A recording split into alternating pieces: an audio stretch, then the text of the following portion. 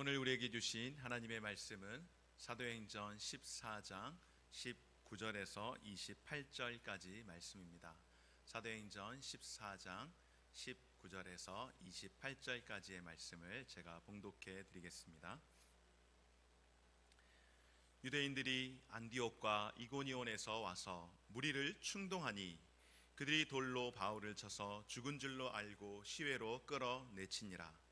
제자들이 둘러섰을 때에 바울이 일어나 그 성에 들어갔다가 이튿날 바나바와 함께 더베로 가서 복음을 그 성에서 전하여 많은 사람을 제자로 삼고 루스드라와 이고니온과 안디옥으로 돌아가서 제자들의 마음을 굳게 하여 이 믿음에 머물러 있으라 권하고, 또 우리가 하나님의 나라에 들어가려면 많은 환난을 겪어야 할 것이라 하고, 각 교회에서 장로들을 택하여 금식 기도하며 그들이 믿는 주께 그들을 위탁하고 비시디아 가운데로 지나서 밤빌리아에 이르러 말씀을 버가에서 전하고 아탈리아로 내려가서 거기서 배 타고 안디옥에 이르니, 이곳은 두 사도가 이룬 그 일을 위하여 전에 하나님의 은혜에 부탁하던 곳이라. 그들이 이르러 교회를 모아 하나님이 함께 행하신 모든 일과 이방인들에게 믿음의 문을 여신 것을 보고하고, 함께 읽겠습니다. 제자들과 함께 오래 있으니라. 아멘. 여기까지 보았습니다. 우리 서로 인사 나누겠습니다. 날씨가 많이 더워져서 이제 반팔을 주로 많이들 입으셨는데요, 오늘도 예배 가운데에 하나님의 은혜로 시원케 되어지기를 소망하면서 우리 한번 서로 인사 나누겠습니다. 성령 충만하십시오. 은혜 가득하십시오. 한번 인사하십시오. 네. 사랑하는 우리 귀한 성도 여러분들, 주 안에서 성령 충만하시고 은혜 가득하셔서 하나님께서 주시는 은혜로 또 우리의 답답함들을 시원케 하는 귀한 시간 되어지시기를 주의 이름으로 축원합니다. 한번 따라서 할까요? 이 믿음에 머물러 있으라.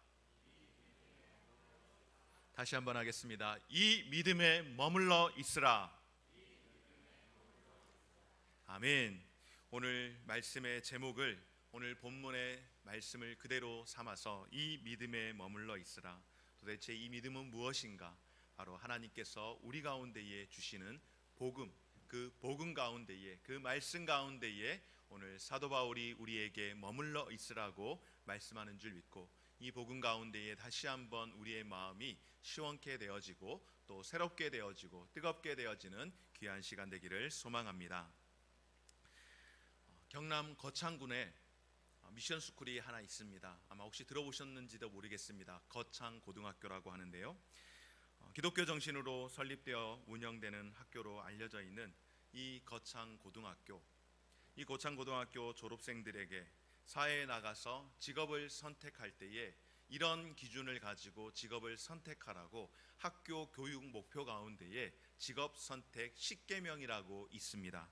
한번 볼까요? 첫째로, 월급이 적은 쪽을 택하라. 직업 10계명 가운데에 첫 번째가 월급이 적은 쪽을 택하라입니다.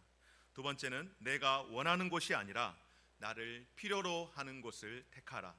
셋째로는 승진의 기회가 거의 없는 곳을 택하라. 넷째는 모든 것이 갖추어진 곳을 피하고 처음부터 시작해야 하는 황무지를 택하라.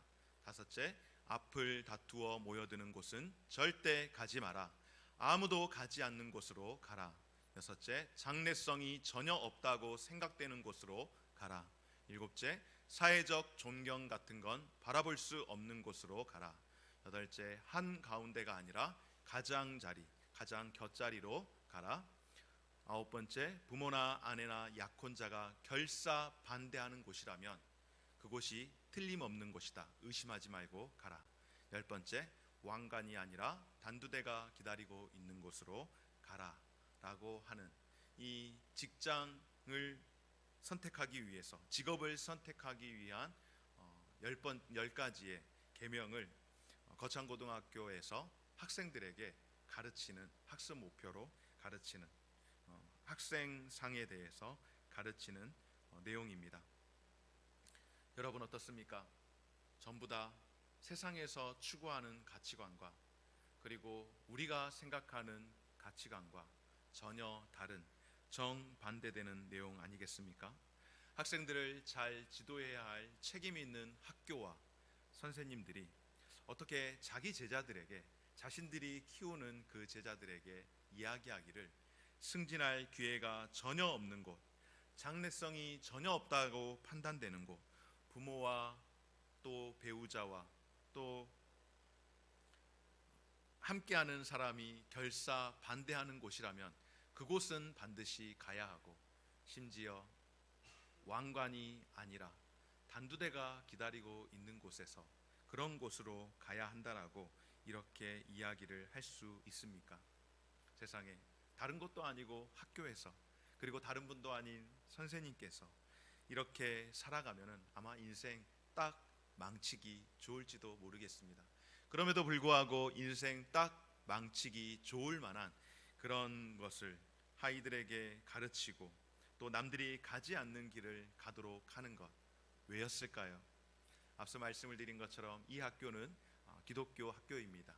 미션 스쿨로 기숙학교로서 그렇게 크지 않는 규모의 학교인데요, 또 작은 지역에 있는, 지방에 있는 시골 학교입니다.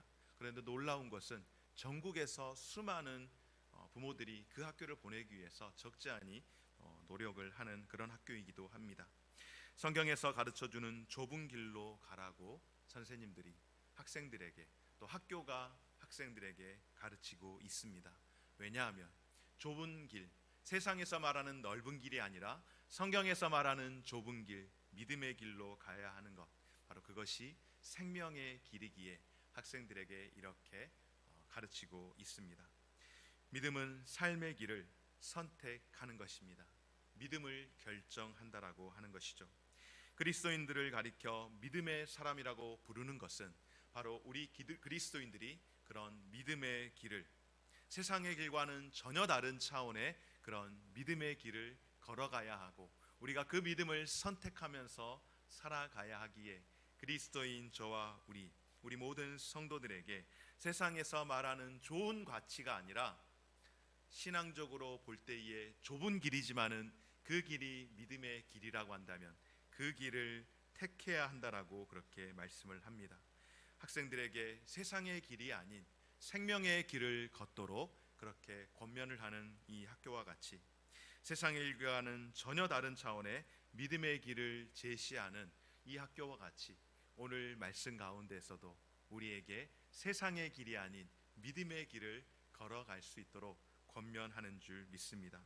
바로 세상에서 추구하는 그런 삶이 아닌 정반대의 믿음의 길을 묵묵히 걸어가는 삶, 그것이 바로 고귀하고 가치 있는 삶이라고, 오늘 그런 인생이 복된 인생이라고 말씀하면서 그 길을 묵묵히 걸어갔던 사람이 있죠. 오늘 말씀 가운데에 등장하는 주인공, 바로 사도 바울입니다. 사도 바울, 그는 바로 그런 길을 걸어갔던 사람인데요, 첫째로 그는 어떤 길을 걸어갔는가? 바로 죽음 가운데에서 일어나서 죽음의 길을 걸어갔던 그런 사람이었습니다. 오늘 19절 말씀 가운데에 유대인들이 안디옥과 이고니온에서 와서, 세상에 지금 루스드라에 있는 사도 바울을 찾아서, 이미 사도 바울이 멀리 떠나온, 복음을 전하다가 핍박을 당해서 그곳에 더 이상 머물러 있지 못하고 멀리 떠나왔던 안디옥과, 비시디아 안디옥과 그리고 이고니온에서 사람들이 와서 무리를 충동하니 그들이 돌로 바울을 쳐서 죽은 줄로 알고 시외로 끌어내치니라. 아멘. 비시디아 안디옥과 이고니온에서 사람들이 왔습니다. 그리고 무리를 충동했는데 그 무리가 누구일까요, 여러분? 바로 루스드라에서 거주하고 있는 사람들 아니겠습니까? 루스드라, 여러분 지난주에 말씀 혹시 기억하십니까? 루스드라에서 어떤 일들이 있었죠?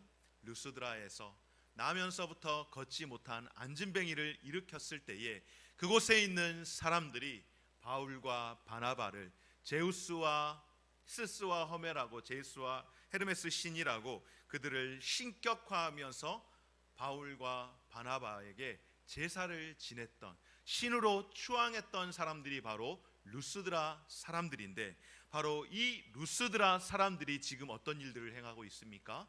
바울과 바나바에게 돌팔매질을 하고 있는 겁니다. 여러분, 이해가 되시나요? 상상이 되시고 정리가 되시나요?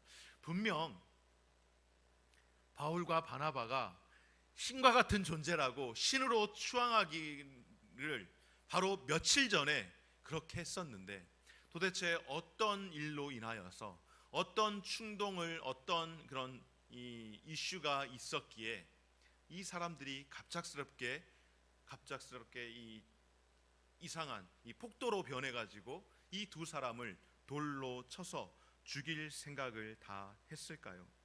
도대체 비시디아 안디옥과 이고니온에서 온 유대인들이 이 루스드라 사람을 어떻게 선동을 했을까? 신으로 모시려고 했던 사람을 한순간에 죽이고자 할 정도의 마음이라고 한다면은, 방금 전까지, 아니 어제까지 정말로 사랑한다라고, 너무너무 좋아한다라고, 존경한다라고 그렇게 표현했던 사람들이 하룻밤 지나서 그 사람들을 증오하면서 죽일 수 있을 만큼의 그 정도의 마음을 변화시킬 만한 그런 일들이 어떻게 일어날 수 있게 되었을까요? 여러분, 선동을 당하게 되면, 선동을 당하는 경우를 보면 모든 경우에, 대다수의 경우에 사실이 아닌 일들로 인하여서 속아서 넘어가는 경우가 참 많이 있습니다. 사실이 아닌데도 왜 넘어갈까요? 바로 거기에는 우리 인간의 확증 편향이라고 하죠, 여러분.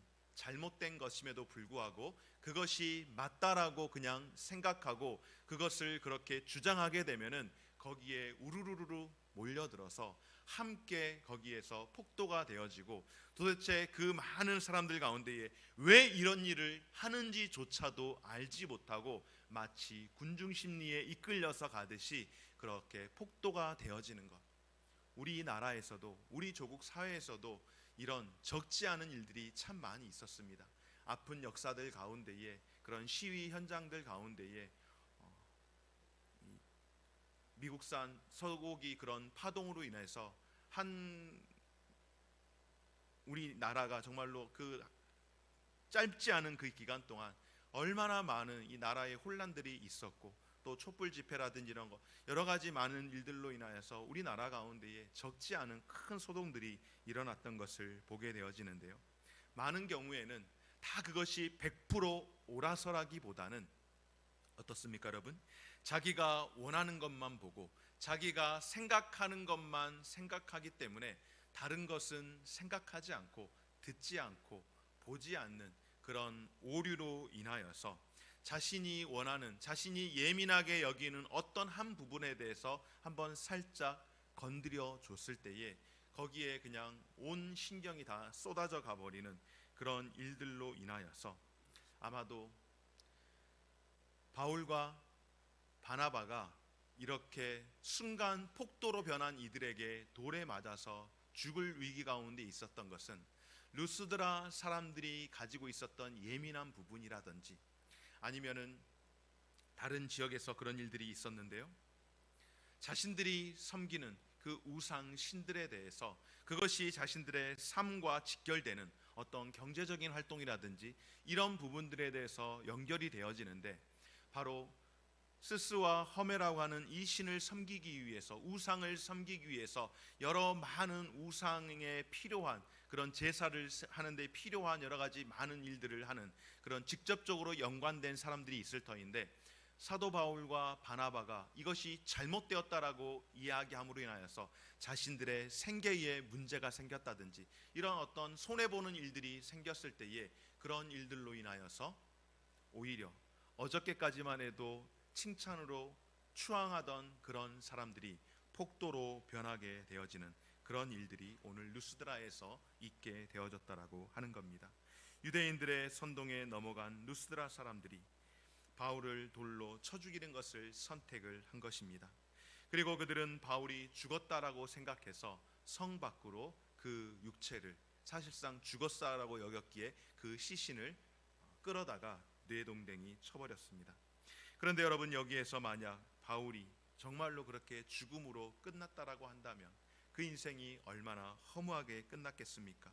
좁은 길을 스스로 선택하여서 걸어갔던 그 바울의 인생이 얼마나 허무하며 또 그것을 바라보고 있는 저와 우리들의 삶은 얼마나 답답한 모습이 되겠습니까? 그러나 여러분, 사도 바울은 세상에서 볼 때에 비록 미련하고 좁아 보이는 그런 길을 간 것이지만은 정말로 그가 미련했기 때문에가 아니라 누구보다도 신실한 믿음을 갖고 있는 복음의 사명자였기에 이 복음 때문에 그것을 끝까지 붙들면서 그 좁은 길을 가게 된 줄 믿습니다. 제자들이 둘러섰을 때에 바울이 일어나 그 성에 들어갔다가 이튿날 바나바와 함께 더베로 가서 바울로부터 복음을 듣고 예수님을 갓 영접한 루스드라 그리스도인들이 바울을 돌로 쳐 죽여서 바울이 죽은 줄 알고 시체를 성 밖에 버렸다라는 소식을 듣고 아마도 이 루스드라에서 예수를 믿었던 사람들 가운데에 바울을 불쌍히 여기는 마음으로, 그리고 그 시체를 성 밖에 그대로 내버려 둘 수가 없기에 그 시신을 수습해서 어떻게 해서든지 장사라더라도 치르고자 하는 그 마음으로 아마 바울이 버려져 있는 그곳으로 갔던 모양입니다. 그런데 그곳에 가서 바울이 지금 쓰러져 있는, 버려져 있는 그 바울의 모습을 보면서 함께 모여 있을 때 어떤 일이 일어납니까? 그 가운데서 바울이 일어나서 그가 다시금 성으로 들어가는 것을 보고 깜짝 놀랐습니다. 온통 깨지고 피투성이가 되고 멍든 상한 그 몸을 이끌고 비틀면서 조금 전에 돌에 맞아서 죽은 줄만 알았던 그 바울이 또 바나바 그 일행이 함께 성으로 다시 들어가게 될 때에 여러분, 그 성 안에서 어떤 일들이 일어났을까요? 아마 기겁하는 일들이 일어났겠죠. 분명 돌로 쳤던 사람은 저 사람이 죽었는데 어떻게 다시 살아났나 하고 저게 사람인지 혹은 귀신인지 하고 착각할 만큼 그런 일들이, 소동들이 일어나지 않았겠습니까? 그럼에도 불구하고 여러분, 오늘 사도 바울이 온몸이 찢겨져 피투성이가 되어 있는 그런 몸으로 루스드라 성 안으로 들어가게 된 이유가 무엇일까요? 사랑하는 여러분, 사도 바울이 루스드라에서 복음을 전하고 그 가운데에 예수를 믿는 사람들이 분명 있습니다.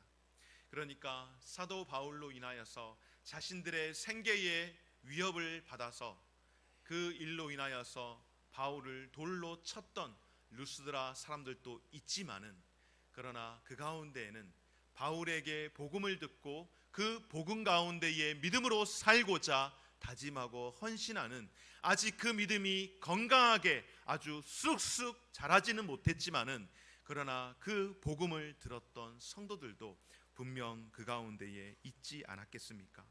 복음을 듣고 아직 그 믿음이 자라지는 않았지만은 그러나 바울의 설교를 듣고 그곳에 있는 사람들이 적지 않았기에, 더군다나 선천적으로 나면서부터 걷지 못한 사람이 일어나는 그런 역사를, 그런 기적, 표적을 보게 된 루스드라 사람들이 그곳에 있는 것을 알고 있었기에 온 루스드라 사람들이 보는 가운데에 시체가 되어서 성 밖에 질질 끌려갔지만은 그럼에도 불구하고 그가 그렇게 들어갔던 이유는 바로 나면서부터 다시 사도 바울을 통하여서 일어나게 된 그 표적이, 그리고 사도 바울이 전하는 그 복음이 결코 가짜가 아니라는 것을, 여러분들에게 선포한 이 복음이 확실히 우리가 붙들어야 할 복음의 말씀이고, 여러분들이 듣고 마음 가운데에 변화되어서 내가 하나님의 자녀로 살아가야겠다라고 하였던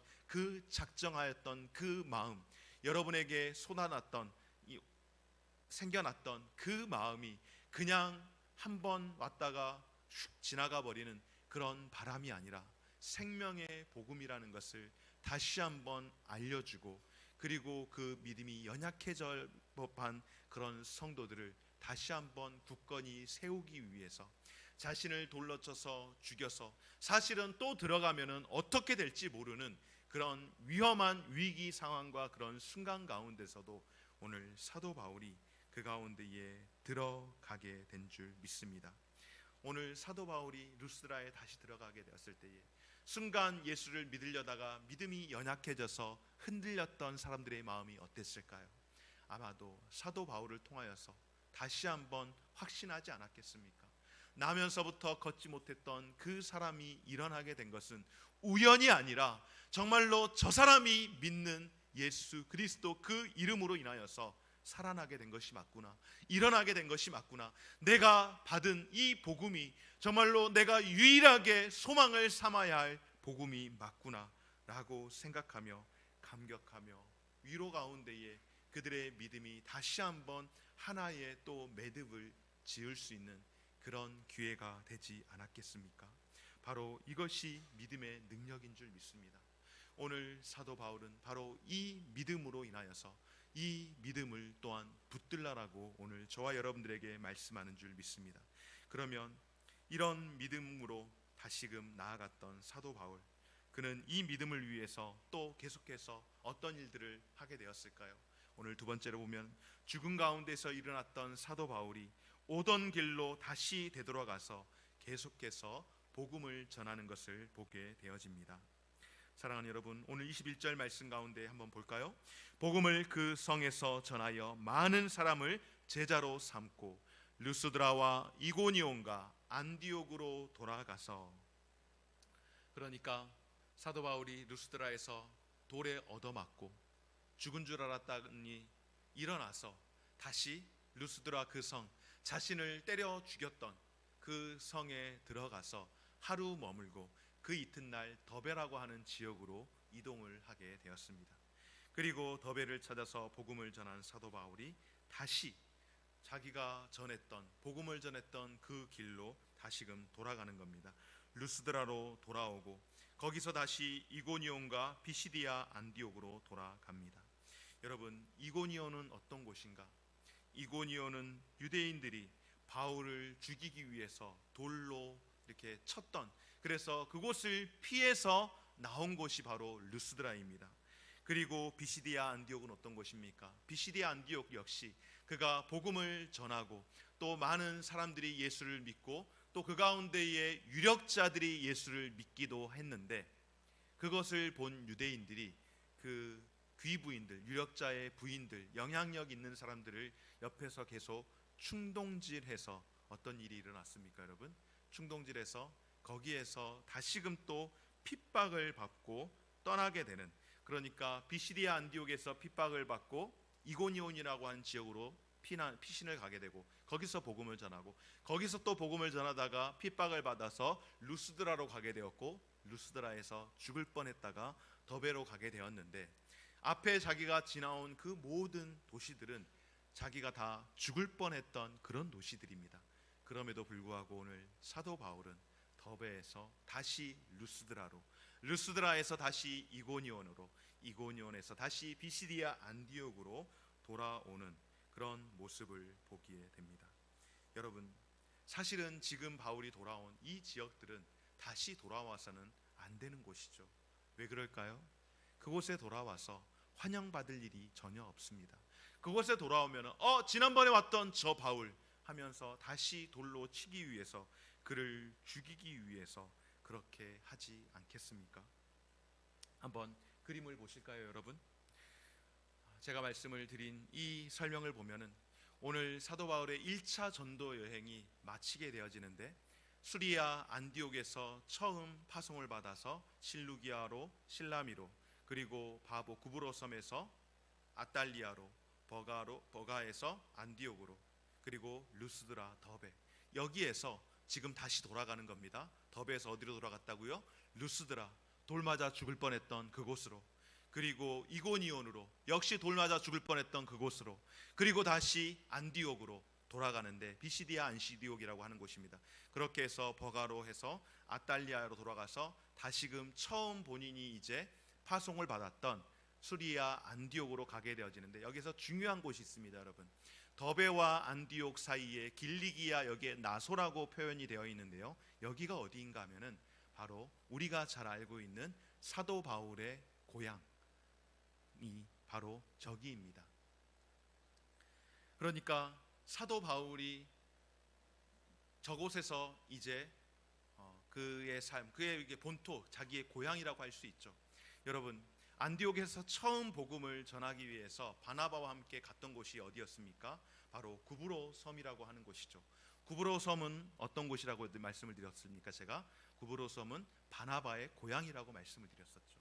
그러니까 복음을 전하기 위해서 주변에 아는 사람들을 주변 먼저 찾아다니면서 복음을 전하게 되었는데, 그렇다면 더베에서 복음을 전했던, 그리고 그동안 왔던 그곳이 전혀 사도 바울이 환영받지 못한 곳에 지금 사도 바울의 몸이 그다지 건강한 상태가 아니라고 한다면, 인간적으로 생각할 때에 저 나소라고 하는, 길리기아 나소라고 표현되어 있는데 성경에서는 길리기아 다소라고 하는 곳이죠. 사도 바울의 고향이라고 하는 그곳에, 더베에서 그리 멀지 않은 저 고향 땅이 사도 바울에게 생각이 나지 않았을까요?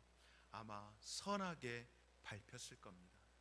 그리고 더욱이 몸이 연약한 가운데 있었기에 고향에 가서 몸을 좀 더 추스려하고 하자 하는 그런 인간적인 마음이 분명 있었을 겁니다. 그리고 그곳에서 복음을 전하고자 하는 마음도 적지 않게 있었을 겁니다. 그럼에도 불구하고 그가 고향 땅으로 돌아가기보다는 다시 왔던 그 지역으로 가게 됐던 그 이유, 그렇게 갈 수밖에 없었던 이유, 죽음을 무릅쓰고 그곳으로 가게 된 이유, 그가 계산을 잘못해서, 선택을 잘못하고 그가 판단을 잘못하는 그런 바보 같은 인생이어서가 아니라, 자신을 통해 복음을 듣고 예수 그리스도를 믿는 사람들이 박해의 상황 가운데에서 그 믿음을 견고히 붙들 수 있도록, 흔들리지 않고 견딜 수 있도록 하기 위해서 그들을 격려하기 위한 필요를 느꼈기에, 자기 자신의 안위보다는 복음을 받은 지 얼마 되지 않았던 이 믿음이 연약한 이들이 혹여라도 흔들리지 않고 다시금 견고히 설 수 있기를 바라는 그 절박한 마음으로 바울은 철저히 자신의 이익과 자기의 유익을 위해서가 아니라 바로 복음을 들었던 그 연약한 이들의, 타인의 유익과 신앙의 이익을 위해서 살았던 사람, 바로 새롭게 예수를 믿고 복음을 받아들였던 그 제자들의 믿음을 더욱더 북돋아 주기 위해서 그 선택을 하게 된 줄 믿습니다. 사랑하는 여러분, 우리가 신앙생활을 하다 보면은요, 이런저런 일들이 참 많이 있습니다. 그리고 우리를 여러 가지 이유로서 충동하는 경우들이 얼마나 많이 있는지 모릅니다. 루스드라 사람들이 이고니온과 비시디아에서 온 사람들의 충동질로 인하여서 사도 바울을 돌로 쳐서 죽이는 만큼 그렇게 우리를 시험하는 일들이 여러분 누가 하는 것입니까? 사탄이 하는 것이죠. 사탄이 우리의 마음을 충동하는데, 사탄이 와서 여러분들에게 충동하던가요? 그렇지 않습니다. 성도들에게 와서 이야기하는 이들은 또 다른 성도들입니다. 충동을 받은 어떤 성도들이 이야기하는 거죠. 목사님, 정장로가 보니까 너무너무나도 사람이 못됐더라고요. 김집사가 보니까, 박권사가 보니까 너무너무 못됐더라고 하면서 성도들을 충동을 하는 겁니다. 그럴 때에 그 충동질에 여러분 넘어가게 되면 어떻게 되는 거예요? 오늘 루스드라와 사람들과 같이 그렇게 비참한 인생을 살아갈 수밖에 없게 되어지는 겁니다. 우리가 연약해져 있을 때 오늘 사도 바울이 충동질하는 어떤 무리와 정반대의 삶을 살아가고 있지 않습니까? 그대로 내버려 두면은 아마 또 누군가가 와서 충동질해서 다 넘어졌을지도 모르겠습니다. 그러나 그때에 자신의 안위보다는 믿음이 연약한 이를 위해서 자신의 수고를, 자신의 아픔을 견뎌가면서 그 일들을 감당하는 것이 오늘 사도 바울이 우리를 통하여 보여주신 복음의 사명자의 모습이라고 한다면, 저와 여러분의 삶 가운데서 이런 모습들을 통하여서 누군가를 충동질하고 충동을 당하면서 살아가는 인생이 아니라 누군가의 유익을 위해서, 더 큰 공동체의 유익을 위해서 함께 수고하며 또한 섬기는 삶을 살아가야 하는 것이 오늘 저와 여러분들에게 하나님께서 허락해 주시는 말씀인 줄 믿습니다. 오늘 사도 바울이 그런 환경 가운데서 고향 땅으로 돌아가지 않고 다시 왔던 그곳을 돌아갑니다. 그리고 어떻게 합니까 여러분? 오늘 22절 말씀 한번 같이 읽어보겠습니다. 시작.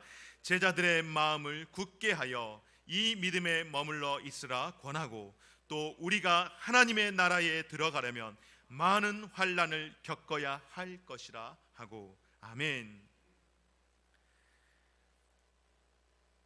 피시디아 안디옥의 그리스도인들은 자신들에게 복음을 전해준 바울이 유대인들에게 선동을 당한 기부인들과 유력자들의 그 박해 속에서 자신들을 쫓아나게 했던 그런 사람들입니다. 이고니온 사람들 역시 바울을 돌로 쳤던 그런 사람들, 또 루스드라 사람들을 역시 자신을 신으로 추앙했다가 오히려 돌로 치면서 그렇게 했던 사람들입니다. 그런 사람들임을 너무나도 잘 알고 있는 바울이, 그런데 다시금 돌아갔던 이유, 앞서 말씀을 드린 것처럼 아마 바울을 그렇게 충동질하고 바울을 죽이려고 했던 사람이 있는가 하면은 복음을 받아들이고, 앞서 말씀을 드린 것처럼 복음을 받아들이면서 그 믿음이 견고하게 쓰지는 못했지만은 그러나 믿음 가운데 살려고 했던 사람들도 분명 있었을 겁니다. 그런데 바울이 떠나가 버렸을 때에 그들의 마음 가운데의 낙심이 얼마나 컸겠습니까? 그 낙심이 컸을 것 같은 그들에게 다시금 찾아왔을 때, 바울이 찾아왔을 때 그들의 마음 가운데에 얼마나 큰 위로가 됐을까요? 얼마나 큰 힘이 되었을까요? 그리고 그동안 흔들렸던 그 마음에 사도 바울이 다시 찾아왔을 때에 여러분 얼마나 그 마음에 큰 힘을 얻게 되어지고 그 믿음이 더욱더 강하게 되어졌겠습니까? 바로 사도 바울이 그렇게 흔들렸던 그 성도들을 향하여서 오늘 말씀을 하는 겁니다. 이 믿음에 머물러 있으라.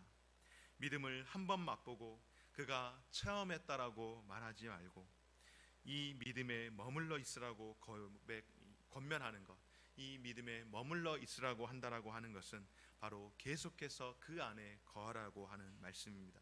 한두 번 듣고 나 들었어 하고 끝내버리라는 것이 아니라 늘 그 가운데에 머물러서 삶을 살아가라고 하는 것. 처음 붙들었던 그 복음, 처음 받았던 그 복음 안에서 붙들려서 살아가라고 말씀을 하는 겁니다. 사랑하는 여러분, 예수 안에서 살아갈 때에 우리가 이 복음 안에, 이 믿음 안에 붙들려서 살아갈 수 있는 저와 여러분들 되어지시기를 주의 이름으로 축원합니다. 그러면 여러분, 우리가 이 믿음 안에, 이 복음 안에 매어 있으면 어떤 삶을 살아갈까요? 소위 말해서 예수 믿으면, 여러분 예수 믿으면 어떻게 되는 겁니까?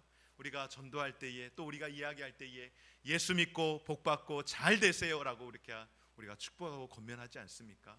그런데 여러분, 예수 믿으면 다 잘 되고 다 복되고 다 성공하고 다 잘 살고 그렇게 되던가요? 그렇지 않습니다. 예수를 믿었을 때에 오히려 더 잘 되기보다는 더 어려움을 겪는 일들이 부지기수로 많이 있습니다. 예수를 믿는 일로 인하여서 내가 더 잘 되기보다는 오히려 손해봐야 할 일들이 훨씬 더 많고, 예수를 믿는 일로 인하여서 전에는 그렇게 하지 않았는데 남의 신경도 써야 하고 눈치도 봐야 하고 여러 가지 환경 가운데에 나를 제약하는 일들이 적지 않게 많이 있고, 때로는 예수 믿는 일로 인하여서 그동안 예수 안 믿던 사람들과 교제하던 무리 가운데서 오히려 손가락질 당하고 왕따 당하면서 예수 참 유별나게 믿는다라고 그런 이야기 들으면서 살아 겪는 그런 경우들은 있지 않으셨습니까? 오늘 사도 바울의 말씀은 그것입니다. 이 믿음 안에 머물러 있으라 권하고, 또 우리가 하나님 나라에 들어가면 많은 환난을 겪어야 할 것이라고 말씀을 하는 겁니다. 여러분, 예수를 잘 믿어서 성공하고 출세하고 장수하는 것이 아니라 우리가 하나님 나라에 들어가기 위해서는 어쩌면 더 많은 시험과 환난을 겪게 될 것이라고 말씀을 하는 것입니다. 그러나 여러분, 이 말씀은 무엇일까요? 정말로 예수 믿고 어떻게 된다? 이 말씀은 예수 믿으면 우리 가운데에 고난이 찾아온다, 그것을 명심하라고 이야기를 하는 겁니다. 여러분, 신앙생활 하시는 일들로 인하여서 혹시 여러분들 마음 가운데에 어려운 일들을 경험하게 되었습니까? 내가 예수를 믿지 않았다면 이런 스트레스 받지 않아도 되는데 예수 믿는 일로 인하여서 내가 적지 않은 스트레스와 고난과 어려움이 되었다라고 생각할 때가 있었습니까? 여러분, 그렇다면 그야말로 신앙생활 제대로 하고 계시는 겁니다. 그야말로 신앙생활 잘 하고 계시는 줄 믿습니다. 오늘 사도 바울이 예수를 믿으면 다 잘 된다가 아니라 오히려 예수를 믿으면 어려움이 찾아온다. 그럼 목사님, 예수를 믿으면 이렇게 어려운데 왜 꼭 예수를 믿어야 하나요? 예수를 믿는 것이 우리에게 유일한 소망이고 복이 되기 때문인 줄 믿습니다. 우리가 예수를 믿기 이전에는 우리가 사단의 권세 아래서 사망의 어두움의 그늘과 그 권세 가운데서 죽을 수밖에 없는 인생으로 살다가 결국 멸망하는 길로 가게 되어지지만은, 우리가 예수로 말미암아서 구원받은 백성이 이 땅 가운데서 때로는 어려움들이 찾아올 때도 있지만은, 그러나 우리가 예수로 인하여서 받은 복음의 그 은혜로 인하여 생명의 빛으로 말미암아서 우리가 영원한 부활의 소망을 얻었기에 예수를 믿는 것이 우리에게 복이 되는 줄 믿습니다. 이제 루스드라와 이고니온, 비시디아 안디옥으로 돌아간 바울, 가는 곳마다 사람들을 세우고 장로를 세우며 금식하며 기도하며 그들이 믿는 주님께 그들을 위탁하고 떠납니다. 그리고 바울은 처음 도착했던 버가로 이제 되돌아가게 되어지고, 버가로 다시 찾아간 바울, 그는 다시 이곳에서 하나님의 말씀을 어김없이 전하는데, 이렇게 해서 이제 사도 바울의 1차 전도 여행이 마무리가 되어지게 됩니다. 오늘 세 번째로 사도 바울의 1차 전도 여행이 마무리가 되어지는데요, 여러분, 바울의 이 상황들을 살펴보면, 바울의 이 사역들을 살펴보면 주 45년경에 시작해서 지중해를 끼고서 그 중심으로 해서 복음을 전하기 시작했습니다. 처음 그가 파송을 받았던 수리와 안디옥에서 출발해서 바울과 바나바가 오늘 다시 우리가 보았던 말씀 마지막 절에 수리아 안디옥으로 돌아오기까지의 그 바울이 전도하는 그 전도의 여정이 최소 1년에서 길게는 한 2년 정도 되지 않을까, 그렇게 이야기를 하고 있습니다. 그런데 오늘 본문은 바울과 바나바를 파송했던 수리아 안디옥 교회에 대해서 무엇이라고 말하는가, 오늘 26절 말씀 한번 같이 보겠습니다.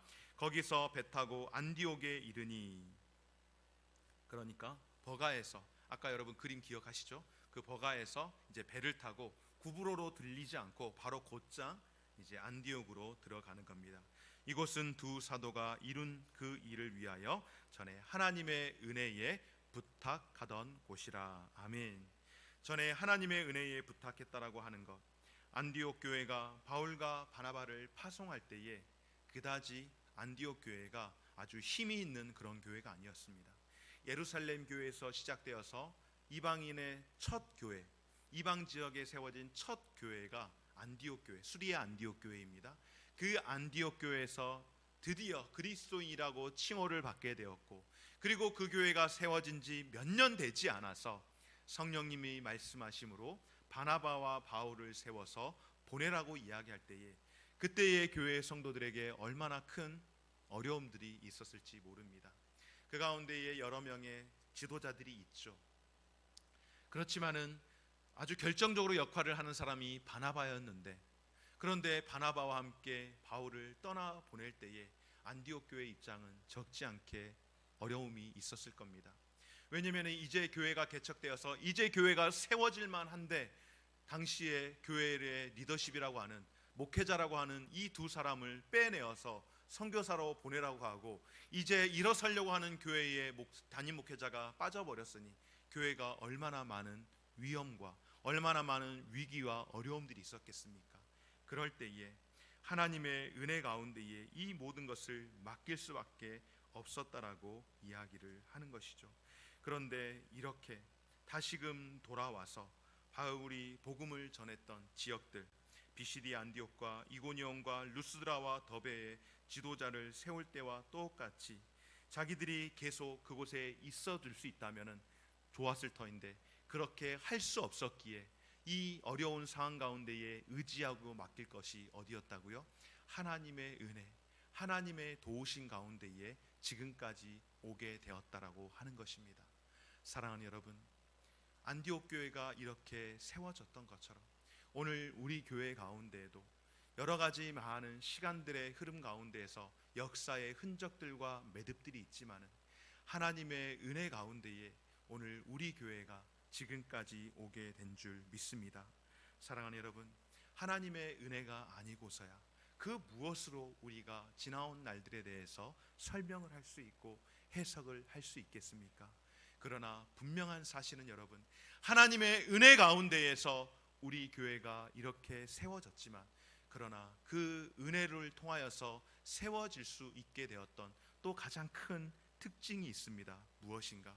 오늘 27절 28절 말씀을 보면서 말씀을 마치려고 하는데요, 그들이 이르러 교회를 모아 하나님이 함께 행하신 모든 일과 이방인들에게 믿음의 문을 여신 것을 보고하고 제자들과 함께 오래 있으니라. 아멘. 안디옥에 도착한 바울과 바나바, 교회의 성도들을 다 모았습니다. 성도들을 모아서 뭐 했을까요? 그동안 지난 한 2년여 시간 동안 사역했던, 전도 여행을 통하여서 복음을 전했던 지역들, 구브로에 대해서, 그리고 비시디아 안디옥에 대해서, 이고니온에 대해서, 루스드라에 대해서, 더베에 대해서, 그곳에서 복음을 전했던 일들과 그곳에서 있었던 일들, 그리고 그곳에서 경험했던 적지 않은 어려움들을 이야기하면서 보고하지 않았겠습니까? 바로 선교 보고를 한 겁니다. 특별 선교 보고를 하고 함께 이 모든 일들이 우리 안디옥 교회 가운데에 우리가 떠난 이후에 하나님께서 또 다른 사람들을 세워서 하나님의 은혜 가운데에 여러분들을 지키고 보호해 주셨던 것처럼, 하나님께서 부족한 저희들을 통하여서 이 선교의 사역들을 감당할 때에 하나님께서 귀한 일들을 이룰 수 있도록 하셨고, 그리고 곳곳마다 하나님께서 장로들을 세울 수 있도록, 교회의 새로운 지도자들을 세울 수 있도록 하셔서 그곳에 지도자들을 세우고 저희들이 여러분의 섬김과 사랑을 통하여서 이렇게 오게 되었습니다 라고 하며, 그동안 하나님이 행하신 일들과 특별히 이방인들에게 행하셨던 그 놀라운 일들에 대해서, 그리고 많은 사람들이 이 복음을 믿게 되었다라는 사실들에 대해서 보고하는 집회를 가졌고, 거기에서 안디옥 교회 성도들과 또 다음 사역을 준비하기 전까지 함께 오래 머물러 있었다라고 말씀합니다. 여러분, 함께 오래 머물러 있는 것이 우리에게 정말로 중요한 줄 믿습니다. 교회라고 하는 것은요, 여러분, 어떠한 곳인가? 함께 머물러 있는 것, 함께 오래 머물러 있는 것, 그것이 우리에게 정말로 중요한 줄 믿습니다. 선교하는 것, 누가 하는 걸까요? 선교하는 것, 파송받은 선교사가 하는 것이죠. 그러나 파송받은 선교사가 그 선교 사역을 할 수 있도록 어디에서 지원을 하는 겁니까? 교회가 그 일들을 감당하게 하는 것인 줄 믿습니다. 여러분, 세례를 주는 것 또한 마찬가지입니다. 세례를 목사가 집내에서 주는 것이지만은, 그러나 목사가 개인으로 주는 것이 결코 아닙니다. 목회하지 않는 목사가 어디에서 그냥 다른 일을 하는 목사가 내가 목사라고 그냥 임의대로 세례를 줄 수 있는 것이 결코 아닙니다. 여러분, 목사라고 다 세례를 주는 게 아니라 목회자가 세례를 집례하고 베푸는 것이지만은 교회의 이름으로 교회가 세례를 주는 줄 믿습니다. 이 말씀은 전도도 선교도 교회 안에 있는 모든 모임들이 교회가 함께 하는 것인 줄 믿습니다. 혼자서 할 수 있는 것이 아니라는 것이죠. 저 혼자서 할 수 있는 일은 더더욱 아니라고 말씀을 드리는 겁니다. 제가 혼자서 어떤 사조직을 만들어서 이야기하고 하는 그런 것이 아니라 예수 그리스도의 이름으로 모여 있는, 예수 그리스도의 그 핏값으로 세워진 교회 공동체, 우리 물된 동산 교회, 함께하는 우리 모든 성도들이 함께할 때에 이러한 놀라운 일들을 이루어내는 줄 믿습니다. 그래서 우리는 함께하는 교회 공동체이며, 교회가 함께 나아갈 때에 이런 위대한 일들을 이루어 나가게 될 줄 믿습니다. 사랑하는 여러분, 그러기에 우리는 함께 모여서 기도하고, 함께 모여서 예배하고, 함께 모여서 교제하고, 함께 모여서 봉사하고, 함께 모여서 복음을 전해야 할 줄 믿습니다. 이것이 오늘 저와 여러분들에게, 오늘 사도 바울이 많은 제자들에게 이 믿음 안에 머물러 있으라고 말씀하는 것처럼, 우리가 이 믿음 안에 머물러 있는다라고 하는 것, 이 복음 안에 머물러서 해야 하는 일이 무엇인가?